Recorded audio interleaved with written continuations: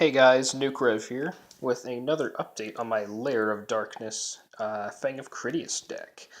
So this deck I don't think I would consider done, but this is a good starting point for where I want to take the deck. So I may mention a couple different tech cards that you could throw into this after the deck profile is finished.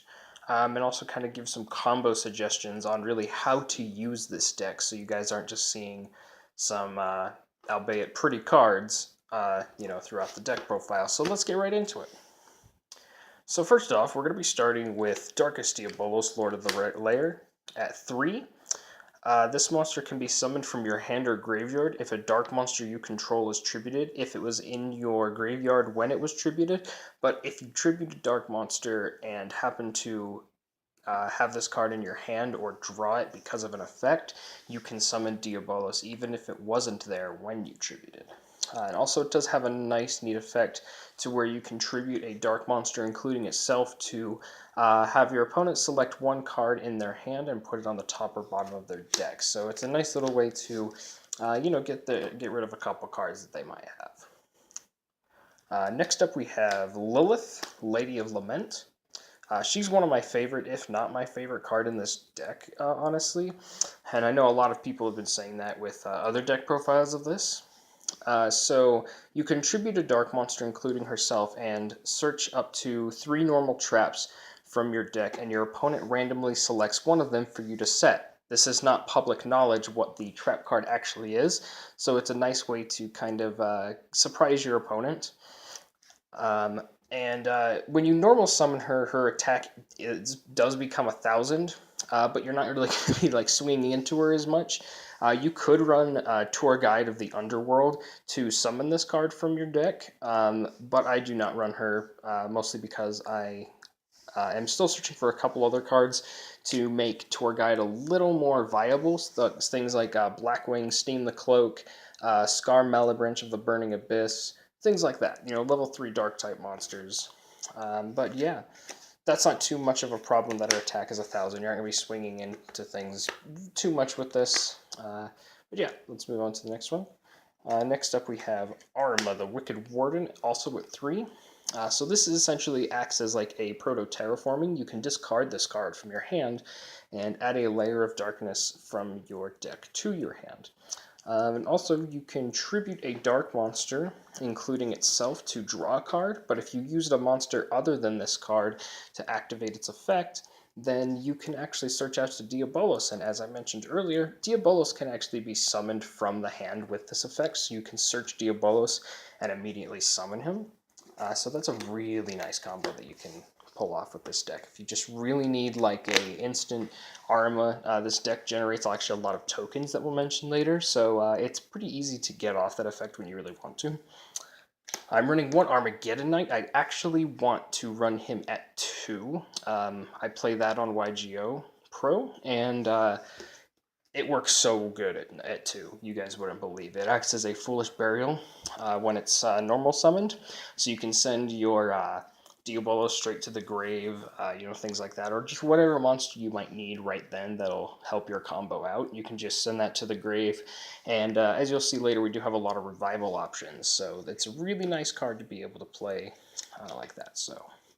And since we are going to be chucking dark monsters into the grave quite a lot with this deck, I run 1 Dark Armed Dragon. Wouldn't be a dark deck without a Dark Armed Dragon shoved somewhere in there. The way this works is you have to special summon it, and you can only special summon it when you have exactly 3 dark monsters in your graveyard. This might seem a little restrictive, and no, not really. You're going to be reviving a lot of stuff, and Diabolos comes in and out of the grave all the time. So it's not as hard as you'd think to actually summon Dark Armed Dragon. I like to think of him as kind of like the second of the 3 boss monsters that I have in this deck. That's 3 individual, like, different cards, not like 3 Diabolos or whatever.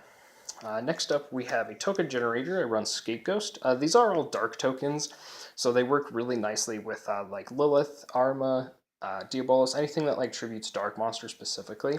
That's why I run this instead of Scapegoat. Scapegoat's tokens are actually light, so I have to have Lair of Darkness on the field to make that work. So I like to run Scapegoat, especially because people don't really see Scapegoat coming. So when they flip this up, it's like, huh, that's a thing. Next up, we run the only tuner that I have in this deck, Destrudo, the Lost Dragon's Vision. If this card's in your hand or graveyard, you can pay half your life points to special summon it and target a level 6 or lower monster that you control, and this monster's level decreases by that many numbers. So you can synchro for 6 with this, basically, and you'll kind of see where that kind of goes. You can synchro for 8 with this, but the only other level 1 monster that we actually have in this deck is Scapegoat, so you could do it with the tokens, but not like with Scapegoat himself, so yeah. And this is the third boss monster, the 3 that I told you about. This is a legendary Garzette. I do not see a lot of people running this in Lair of Darkness, which I'm a bit surprised about, because it's a tributing special summon effect, so you can actually use Lair of Darkness to tribute your opponent's monsters to activate this effect.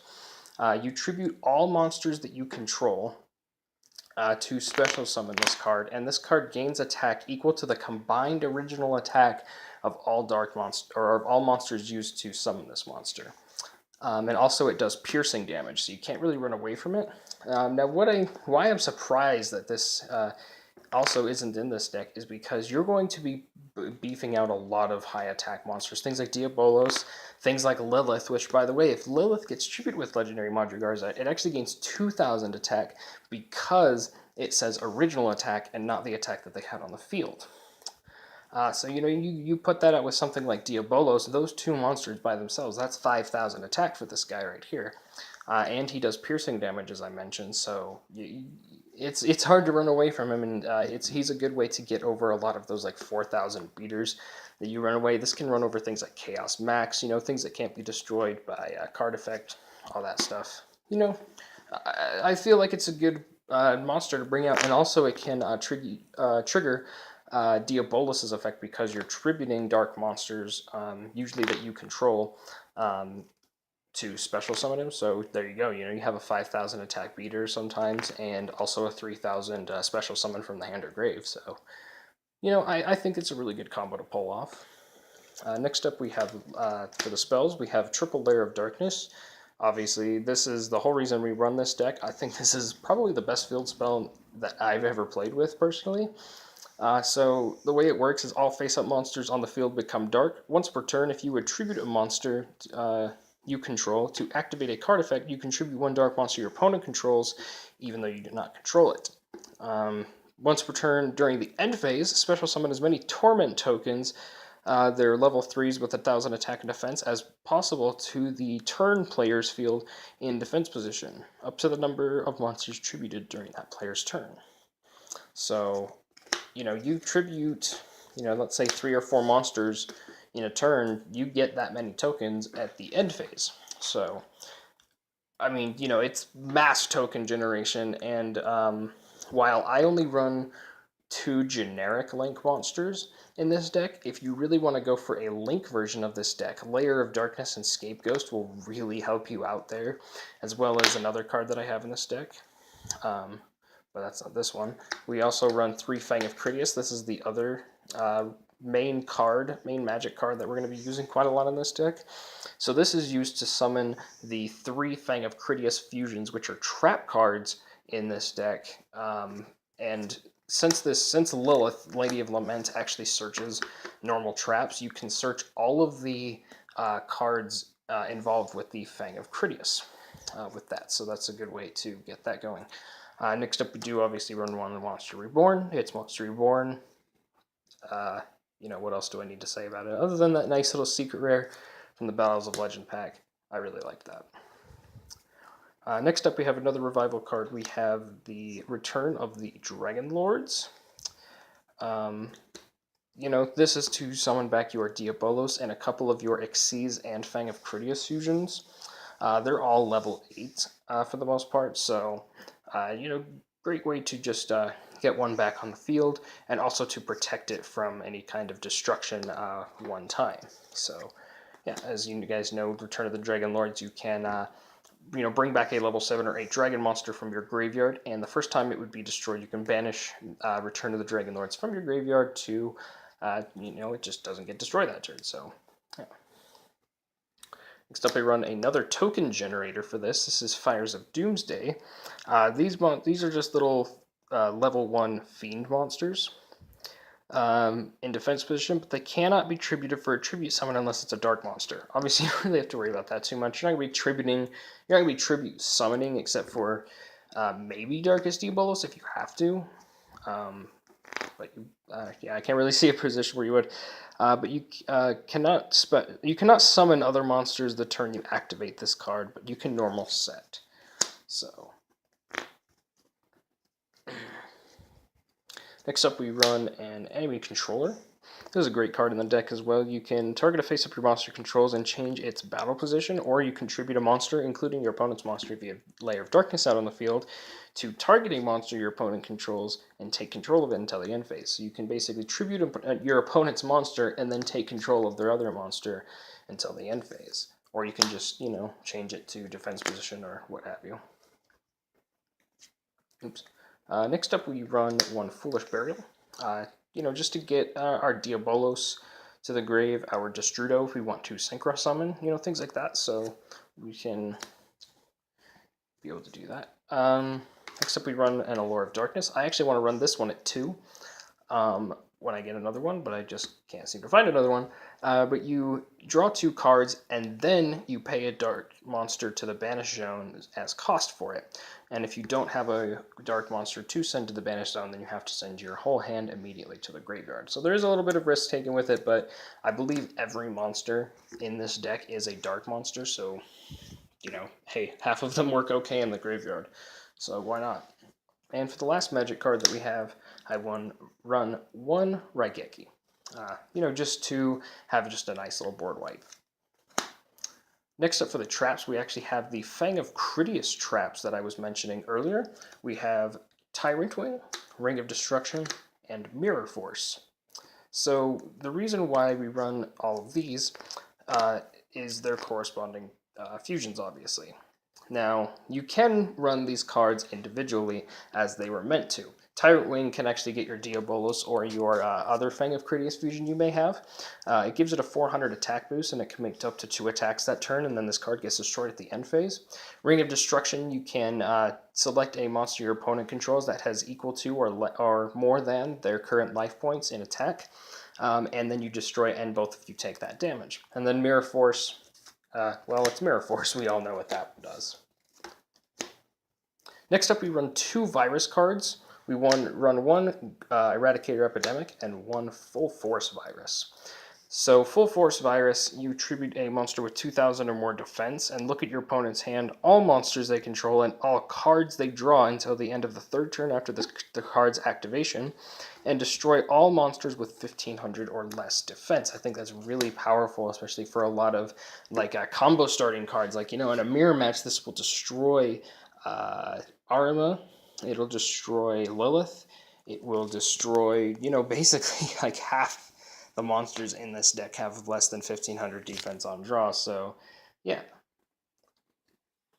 And Eradicator Epidemic, you tribute a dark monster with 2,500 or more attacks. This is basically like your Diabolos, or if you really need it, you can tribute, one of your fusions or Legendary Module Garzette, but I wouldn't recommend it. Or you can tribute Dark Arm Dragon, but again, wouldn't recommend it. Unless you want to get Diabolos, I guess. Declare one type of card, spell or trap, and look at your opponent's hand. All spells and traps they control, so that means all of their face-down traps and stuff like that. And all cards they draw until the end of their 3rd turn after this card's activation, and destroy all cards of that type. There's a reason this card is at 1, and because it is powerful. This will completely shut down decks like Six Samurai or Spellbooks, for example, if you call spells. And it can completely shut down things like Altergeist and even, in the right case, some of the more top-tier decks that are just really heavy, unlike using spell and traps. Now, if you call spells, obviously that just doesn't mean pendulum monsters, but it does mean if you call spells and they have monsters in their pendulum zone, that yes, those are destroyed as well. So it's a good way to kind of get rid of those if you really want to. Next up, I run one Quaking Mirror Force and one Storming Mirror Force. These are just alterations because running 3 Mirror Force would be just a little bit cloggy, I think. So I like to run kind of a variety of Mirror Forces in this just so I can, do different things to my opponent and just really kind of make sure that they, don't really have a way around a lot of the destruction effects that I have. So, obviously this one returns them to the hand, and this one flips them face down, and they can't flip them back up. Obviously this don't work, or this one doesn't work with links, but, hey. But, I like to think of, I like to think these are actually pretty good in this deck, just to give it a little more variety. But maybe that's just how I play. Next up, we have a Magic Cylinder. Again, this is kind of, just like a classic trap card that you can use in this deck. If they attack you, you can negate the attack, and if you do, inflict damage to your opponent equal to the attacking monster's attack. But this is targeting, so there is kind of a big downside to it. If monsters can't be targeted, then, this doesn't work, but, it's still pretty nice to use. Next up, we run one Back to the Front. I also want to run this card at 2. This is essentially a trap version of Monster Reborn. It is searchable by Lilith. All of the cards, except for, I believe, one of the trap cards is actually searchable by Lilith in this deck. You target a monster in your graveyard and special summon in defense position, so you can, do like your Destrudo, something like that. But yeah, that's a good, nice trap card to use. Next up, we have a Solemn Judgment. When this is good negation. We don't run any hand traps in this deck, partially because I'm poor, but also just because I don't think hand traps really work as well as they could in this deck. They're a little cloggy from what I've played on like YGOPRO and stuff like that. But this is a good way to just negate summons or negate a spell or trap card activation. You do have to pay half your life points, but hey, as the old saying goes, you only need 1 life point, right? Next up, we have a Horn of Heaven. This is a newer card to the deck. When a monster would be summoned, tribute a monster and negate it, and if you do, destroy it. So again, this is another negation effect in this, but also this card tributes a monster, so this is a good way to get Diabolos out as well. Good negation, and can get Diabolos out. What else could you ask for? Next up, we run a Mind Crush. You declare a card name, and if that card is in your opponent's hand, they must discard all copies of it from their hand. Otherwise, you discard 1 random card. Hey, since you're going to be looking at your opponent's hand with like the viruses and stuff, they work kind of in tandem, which is why I want to kind of run a second Mind Crush. Like I said, you're going to be looking at quite a lot. But if you do run 2 Mind Crush in this deck, I would suggest running 2 Full Forces as well. And maybe even Deck Devastation if you really want to, but I don't really like to run that as much. And I do not like to run Crush Card Virus. I do know that there is the Fusion, which is basically Crush Card before it got eroded. But again, I don't really like having to, use that Fusion, but it's there. It's there if you want to use it, you know what I mean? Next up, a little spicy card in here I run is Trickstar Reincarnation. A lot of you guys probably know this card, and, well, yeah, there's a reason why a lot of people don't like this card. But, it's searchable by Lilith, and, yeah, it's a decent card to run, I think, in this deck. And lastly, in the main deck, we have one Waking the Dragon. This is another thing that Lilith can take advantage of. Since these trap cards, that you can search with Lilith are not public knowledge, if you have somebody who's just popping your spells and traps off, or your deck just does that, give them a little taste of this, and you're going to see why here in a second. We're going to be going into the extra deck here. So first off, we run a Heretic Sundragon Overlord of Heliopolis, and the scuff there. Once per turn, you can detach an Xyz material from this card and tribute any number of monsters from your hand or your side of the field, minimum 1, and then destroy an equal number of cards on the field. So this is kind of a nice little... You can wipe the boards pretty fast with this, and again, it's tributing, so, I mean... You can get a Diabolos out with this. You can detach a Diabolos and then tribute and then bring that Diabolos back. So, I mean, think about that. That's really nice. Next up, we have number 40, Gimmick Puppet of Strings. There is a reason I run this card. I haven't really seen too many Lair of Darkness. Actually, I don't think I've seen any Lair of Darkness decks run this guy. So he is a dark type. He has 3,000 attack and 2,000 defense, so the same stats as Diabolos, and once per turn you can detach Xyz material from this card, and it places a string counter on every single monster on the field. Isn't it monster? Yeah, on each face-up monster except for this card. So you put the counters on every monster on the field, including your own, except for Gimmick Puppet here.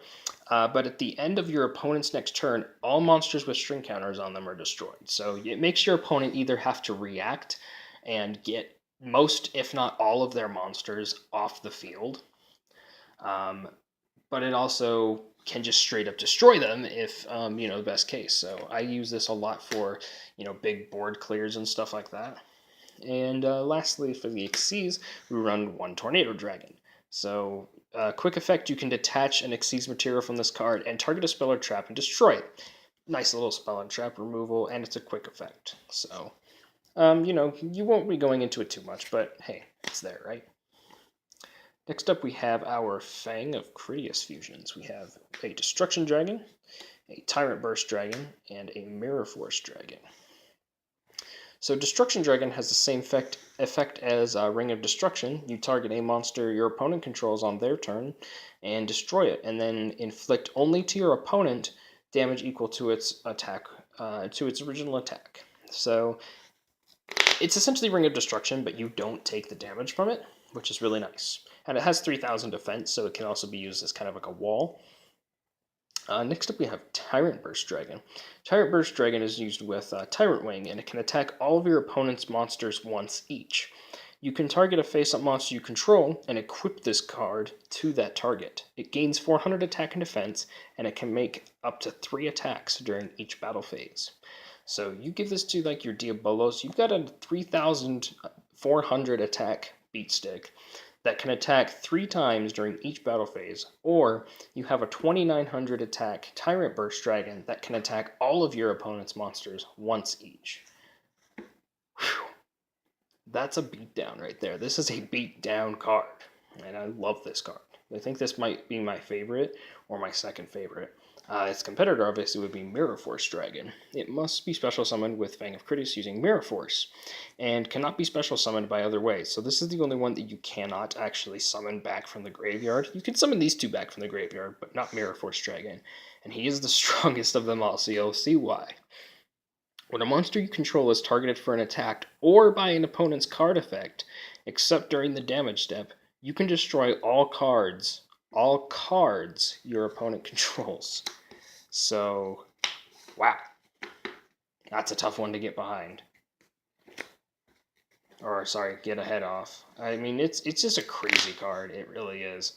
Next up, this is your main Waking the Dragon target, Crystal Wing Synchro Dragon.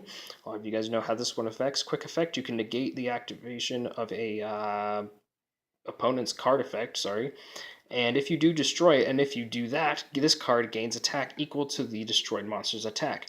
Also, if a level 5 monster or level 5 or higher monster attacks this card, or is it just declares an attack, if it battles an opponent's level 5 or higher monster, during damage calculation, this card gains attack equal to the current attack of the opponent's monsters. That was a mouthful. Sorry about that. Next up, we have a new addition as well. We have Bills of the Diabolic Dragons. It can't be destroyed by battle or card effects, and when you take damage from an attack involving this card gains attack equal to the damage you took, and it also works when an opponent's card effect makes you take damage. So like Trick Stars and stuff like that, you draw a lot of cards with like a Trick Star reincarnation while Lycoris is on the field. This guy's going to be gaining some attack, and that's not once per turn, by the way. But yeah, and he's got 3,000 attack and defense, so, really nice there. Next up we have Black Rose Dragon. When it's synchro summoned, you can destroy all cards on the field. You don't have to worry about the rest of it. Like, at all. Just summon this when you need a board wipe. Simple as that. So next up is our Link monsters. We do have a couple generic Links. We have Gaia the Lightning Shadow, 2,600 attack, Link 3, and he points down. And we have Proxy Dragon. Some generic links for like your tokens and stuff like that if you need them. Next up we have one Decode Talker. And for the last 3 links, we have a Topologic Gumblar Dragon. This you can discard 1 or 2 cards, whichever is highest, and then your opponent has to discard the same amount of cards. Just really good for getting like cards discarded from your opponent's hand, really. You kind of can lock them down a little bit. We have one Borrelguard Dragon. He's got a really nice effect as well. He can't be destroyed by card effects, and once per turn, you can send a card from your spell or trap zone to the graveyard and special summon from either graveyard to your field one monster that was destroyed and sent there this turn, but negate its effects. And its quick effect is that you can target a monster on the field and change it to face-up defense position, and your opponent cannot respond to that. Cannot respond to you changing like the opponent's monster position. And then lastly, we have one new card from Cybernetic Horizons, Wee Witch's Apprentice. This is essentially a Mrs. Radiant for dark monsters. And it's also it just needs 2 dark monsters, so you can summon this with a token, with 2 torment tokens essentially. So really nice as well, and it does have those nice arrows as well. So yeah. Anyways, guys, that is actually the end of this deck profile. Let me know what you think of this deck in the comments below. And there are some cards that I would recommend that you could add to this deck. One of them is Juraghetto. You can summon him either in you can just special summon him, during your battle phase, just anytime during your battle phase. And you gain 1,000 life points when you special summon him in that way. And then you can also tribute him to have one of your other monsters gain 1,000 attack and defense. So he's really nice in the deck. You could use a Kaiser Voice Raider. That was one that I think that was really nice. This deck doesn't really special summon too much, at least like inherent special summons. So Kaiser Voice Raider is essentially like a Cyber Dragon for the deck. I mean, you could also run Cyber Dragon if you really wanted to. That might even be a better option, in my opinion. What else could you run? I can't really think of anything at the moment, but that's what the comments are for. So let me know what you guys think about it. And yeah, hopefully I can get some videos of this deck in action. I know I've been promising that for quite a while, and it just hasn't happened. But we'll get it done. So yeah, Nukrev signing out, guys. Thanks for watching. Peace out.